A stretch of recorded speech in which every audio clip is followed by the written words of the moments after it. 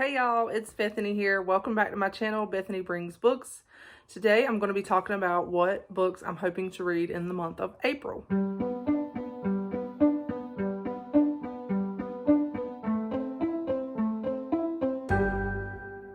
Now, it is already April the 6th, I think. I'm already a week into April and this video is probably not going to go out until next week. So y'all are going to see this a little late, but hey, it's okay. But yeah, I have divided these up into a few different categories. First of all, I'm going to show y'all the books that I'm hoping to finish in the next few days.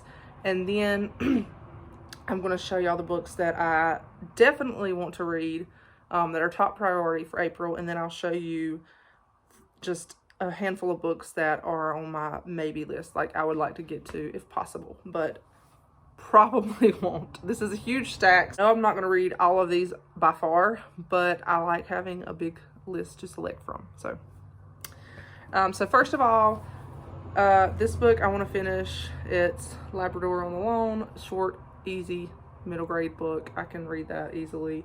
I want to finish this. It's on my kids' list of books that they chose for me to read this year, so I want to go ahead and finish that. Then this book I am ready to finish. I'm almost finished with it, and I get distracted with other books, but yeah, hopefully I'll finish this in the next couple of days and go ahead and get that off my TBR. And that's Wild Montana Skies.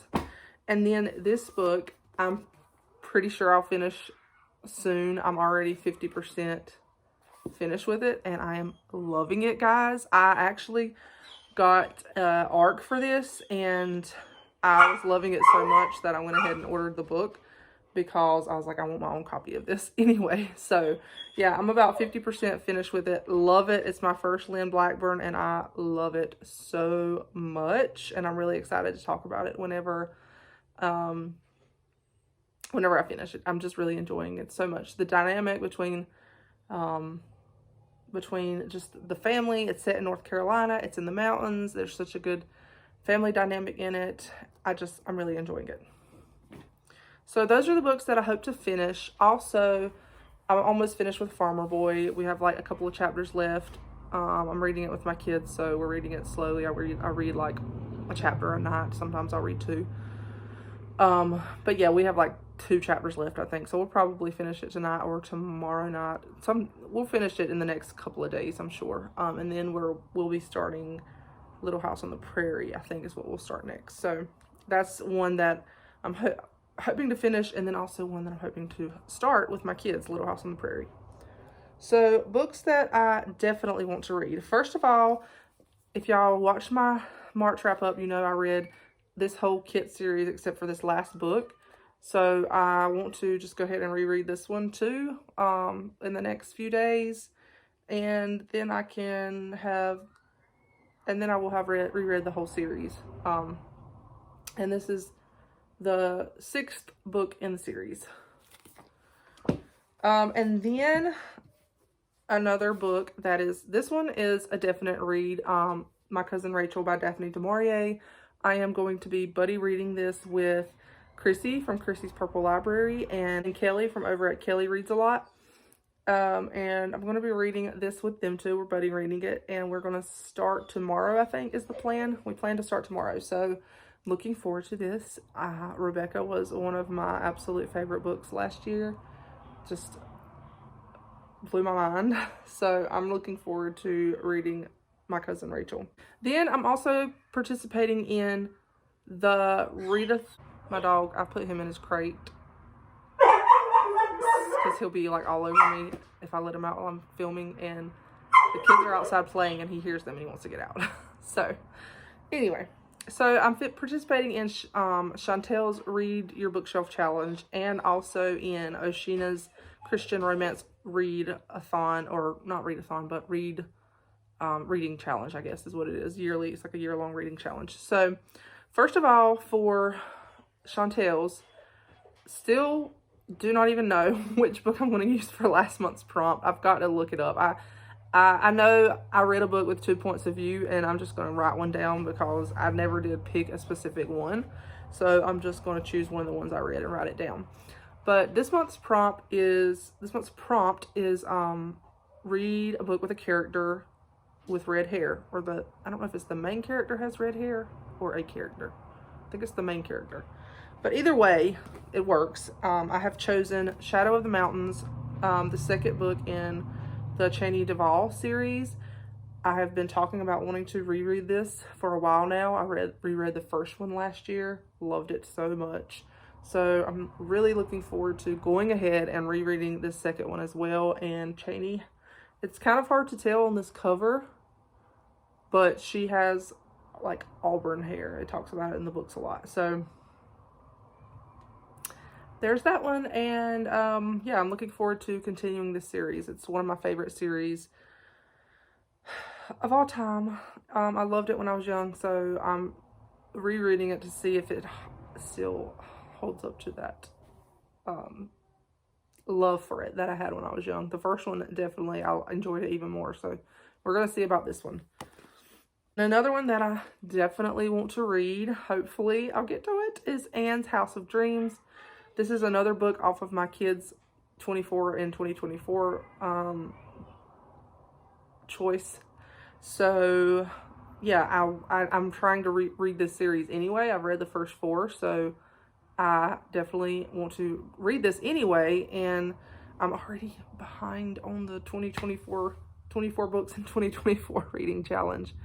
So, or reading list, whatever you want to call it. So I need to read this very much to catch up.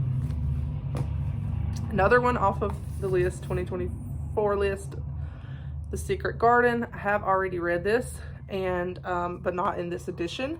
And this one is very pretty. It has pretty illustrations, just super pretty. So I'm looking forward to reading this again, and I really want to go ahead and read it this month because it's just the perfect time of year to read this, like absolutely perfect. I think I like the flower illustrations more than the people.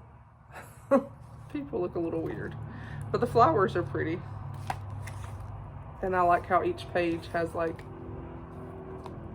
flowers and the bird up there on the corners. Pretty. And then a couple that I'm hoping to at least start this month. I don't know if I'll finish them, but I want to go ahead and start this one by Andrew Murray, The Ministry of Intercessory Prayer, and How to Listen So Your Kids Will Talk. Both of these would go towards my goal of reading at least 2, I think it was at least 2 nonfiction, like Christian nonfiction and parenting nonfiction. I really need to focus on this because I haven't been, and I really want to read. I have a lot of parenting books, and I'm like, I want to go ahead and read them. I want to learn more while my kids are young about being a good parent, and you know, I want to learn more of these things that some of these good books have to tell. These 2 for sure, and I have a ton of also religious nonfiction that I want to read, and so I'm like, I'm going to prioritize it and pick at least. What I want to do is pick at least one of each and just have one on the go all the time, and just keep reading one, picking one up and reading it. And then once I finish these, pick up 2 more. So that's my goal. Andrew Murray, I've read a couple of books by him. He was very insightful, and I enjoyed his other books that I've read. I'm looking forward to reading this one. And then this one is it's just something that I think I saw it on Christian Book, and it was on sale maybe. I don't remember. I ordered it. It might not have even been on sale. I just thought it would be interesting because that's something that I worry about. It's like, I want to be a mom that my kids can talk to. I don't want to brush off when they try to talk to me. I don't want to brush off what they're saying, or brush off their opinions or their thoughts or their concerns. And sometimes I worry that I'm like, I don't want to do that. I don't want to do that. And I'm worried, like, am I going to be a mom that they want to come and share with and talk to, and that they're not afraid to be honest with about their feelings. So yeah, I thought maybe this would be helpful. I don't know. I've never read anything by this author, so I don't really know, but we'll see. And then the last 2 that I really want to get to this month for sure is While the City Sleeps. This I was supposed to read last month for the Read Christian Romance Challenge from Oshina, and I did not get to it. But the prompt for last month was read a new purchase, and this I pre-ordered, and it came like in January, I think, or February. I think it came in February. So I want to go ahead and read this one. And then for this month's prompt, it is a new genre, I think, or no, a different genre. So I guess I took that to mean a different genre than what you typically read. And in Christian fiction, I read different stuff. I mean, I read historical, I read contemporary, I read rom-coms. So I guess this is more like a subgenre. But one thing that I don't read a lot of, and I guess, like I said, this would be considered a subgenre of Christian fiction, is World War II era stories. And I know there are tons of them, but that time period is just not one that I really like to read about. I'd never, even as a kid, I did not like reading about World War II very much. Just a very dark time in history that still, I guess, for me, feels relatively close, and it's just still hard for my mind to grapple with that you know, all of what happened, the Holocaust and all of that. It's a very heavy topic. So I don't read a ton of World War II fiction, but this book, whenever it came out, it sounded very interesting to me because it's set off the coast of North Carolina on Ocracoke Island. And I live in North Carolina. I love our coast, and I knew that during World War II there were some very interesting things happened off our coast. There's like rumors and stuff that Germans came aboard, like German submarines. So if I remember right, German submarines were actually off our coast during World War II. Like, they were in the waters off of our coast. And I don't know if it was actually true or if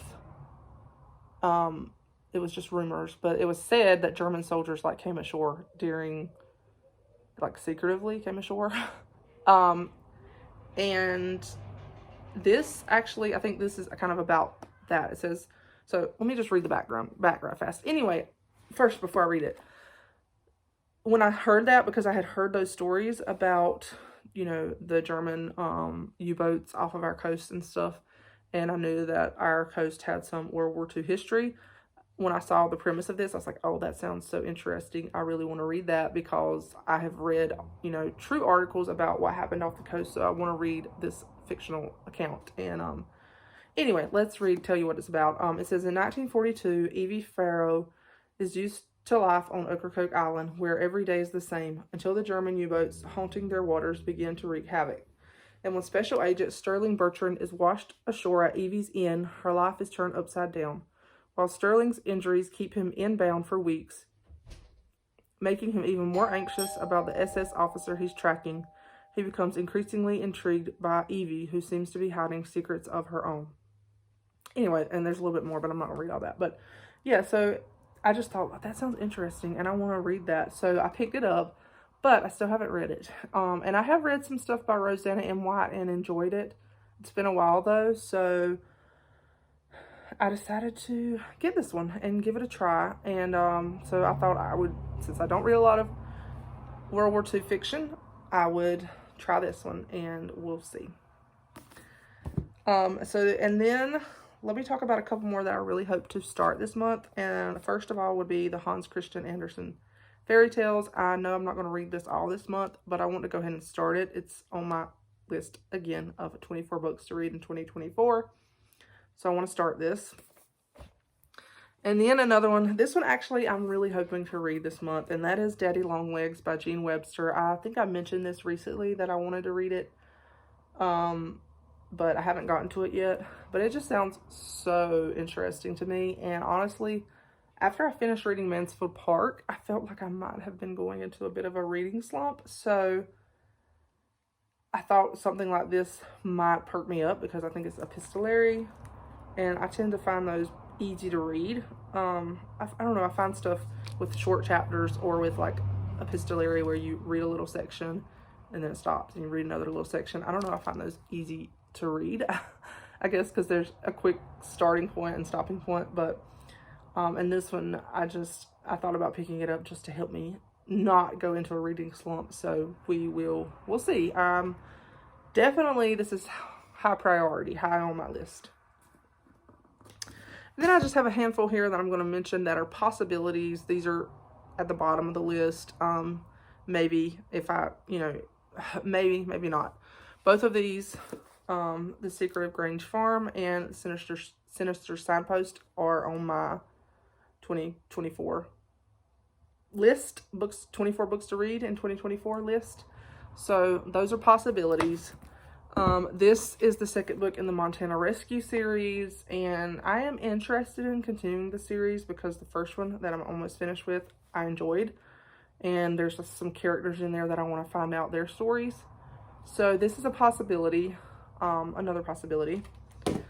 Then, oh, this probably should have been with the ones that I want to finish. I would like to finish this one, Dumb Witness by Agatha Christie. I have barely even started it. But yeah, I would like to go ahead and finish that one.